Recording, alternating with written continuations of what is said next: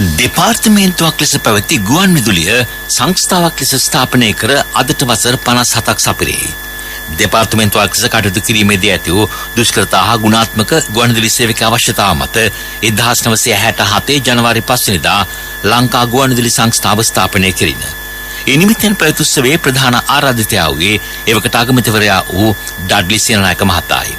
මෙරට කීර්තිමත් civil සේවකයෙකු Neville ඩී ජයවීර මහතා ලංකා ගුවන් විදුලි සංස්ථාවේ ආරම්භක සභාපතිවරයා හා අධ්‍යක්ෂ ජනරාල්වරයා විය.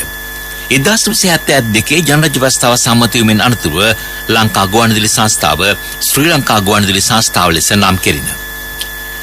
මෙරට ගුවන් විදුලි විකාශන ආරම්භ වූයේ 1924 ජුනි මාස 27 වෙනිදායි.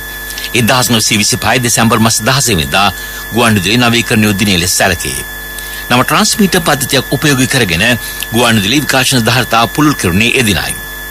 මෙරට විද්‍යුත් සංනිවේදනයේ ප්‍රමුඛයා ලෙස ශ්‍රී ලංකා ගුවන් විදුලි සංස්ථාවත් දැනටමත් කටයුතු කරයි. ශ්‍රී ලාංකීය ප්‍රජාවගේ දැනුම හා රසවින්දනය සඳහා ගුවන් විදුලිය එදා මෙදා තුර ඉටු කර ඇති කාර්යභාරය ඉමහත්ය. ඒ සංනිවේදනය පිළිබඳ විශේෂඥයින්ගේ ඇගීමට පවා ලක්ව තිබේ. 1928 සිට ගුවන් විදුලිය ධර්ම සංනිවේදනයේ නිරත වේ. ශාස්ත්‍රීය සංග්‍රහය ගුවන් විදුලි රංගමණ්ඩල විශ්ව සාහිත්‍ය දශක 7කට අධික කාලයක් ශ්‍රී ලංකා ගුවන් විදුලියේ මෙරට ශ්‍රාවක ප්‍රජාවගේ දැනුම හා රසවින්දනය උදෙසා ප්‍රචාරය කළ විශේෂ වැඩසටහන් අතර වේ.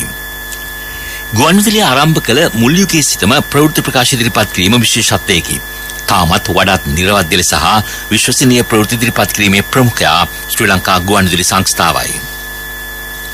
57 වෙනි ගුවන් විදුලි සංස්ථා දිනය වෙනුවෙන් කොළඹ 7 විජේරාම මාවතේ ජාත්‍යන්තර විපස්සනා භාවනා මධ්‍යස්ථානයේ අද සංඝගත දක්ෂිනාවකි.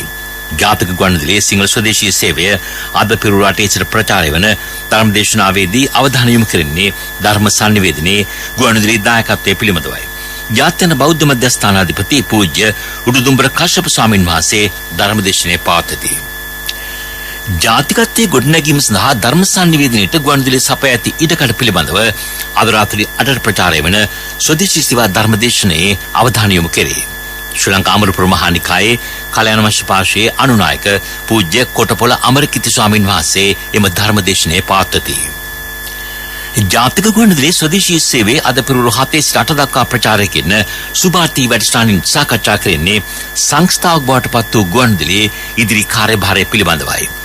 කැලණි විශ්වවිද්‍යාලයේ ජන සංනිවේදන අධ්‍යයනාංශයේ අංශාධිපති ජ්‍යෙෂ්ඨ කතිකාචාර්ය විජයානන්ද රූපසිංහ හා කොළඹ විශ්වවිද්‍යාලයේ ශ්‍රීපාලි මණ්ඩපයේ මහාචාර්ය ටියුඩර් වීරසිංහන් මහතුරු ඊට සහභාගී වෙති.